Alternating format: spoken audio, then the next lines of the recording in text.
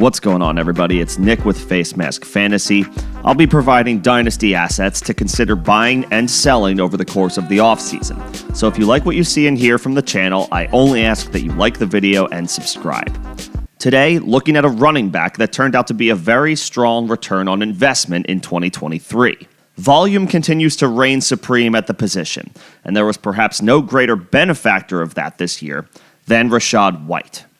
White was a workhorse for Tampa Bay, logging 272 carries for 990 yards and 6 touchdowns. He also caught 64 passes for 549 yards and another 3 scores. Very strong numbers catching the ball out of the backfield. He only averaged 3.6 yards per carry, so on one hand, efficiency wasn't White's strong suit. But it should be noted, the Bucs' offensive line ranked last in the NFL in run-block win rate according to ESPN analytics, so the big guys up front didn't exactly provide White with a ton of good opportunities. Regardless, White finished as a top 10 running back for fantasy in all scoring formats, including an overall RB4 finish in PPR leagues. Kudos if you selected him in the 6th or 7th round of your redraft league.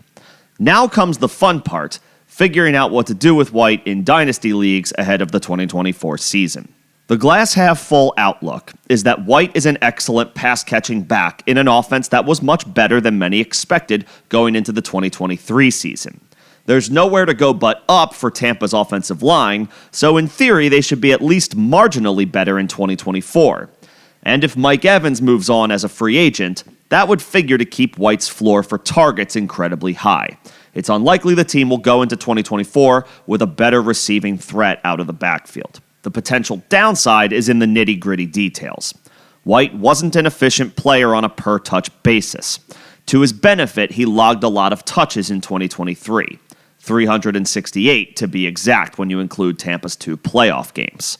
That's a significant workload that isn't guaranteed from one year to the next, with multiple variables factoring in. For one, White played in all of the Bucs' 19 games this year, a rare feat for a running back that will be difficult to replicate. Another potential factor is how frequently teams are looking for fresh legs at the position in today's NFL. We can't rule out that the Bucs look to upgrade their options behind White on the depth chart, either through the draft or free agency. Now, to be fair, there isn't a Bijan Robinson or Jahmyr Gibbs in this year's running back draft class. It's widely expected that we won't see a running back drafted in the first round, and we might only see 1 or 2 drafted in the second round, so White's prospects of maintaining a significant role are strong. And he's still only 25 years old, so he figures to have several more years of top 15 potential. Ultimately, Rachaad White feels like a pretty cut-and-dry situation for dynasty managers. If you're a contender and you have White rostered, you should probably hold, especially if you only have a few good options at the position. Tampa could add to this backfield, but there isn't a player in the draft that stands out as a better option than what they already have. If you're a contender in your league looking to add to the position, White is a guy that you can kick the tires on, just know the asking price is currently high. For anyone who is a couple years from contention, now's the time to see what type of draft capital you can get for a player that contenders again should be interested in adding to their team. White very well could put up RB1 numbers again in 2024, but that doesn't do a rebuilding team any good. Ask for a mid to late first round pick and see if you can get the wheels churning on a deal. Contenders should be willing to work out negotiations in a year where the draft class doesn't appear to have any top-of-the-line options.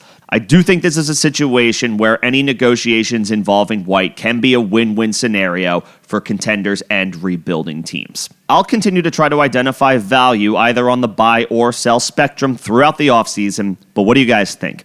Put any thoughts you have in the comment section below, and we can have a conversation about this. Till then, this is Nick with Facemask Fantasy. Thanks for listening.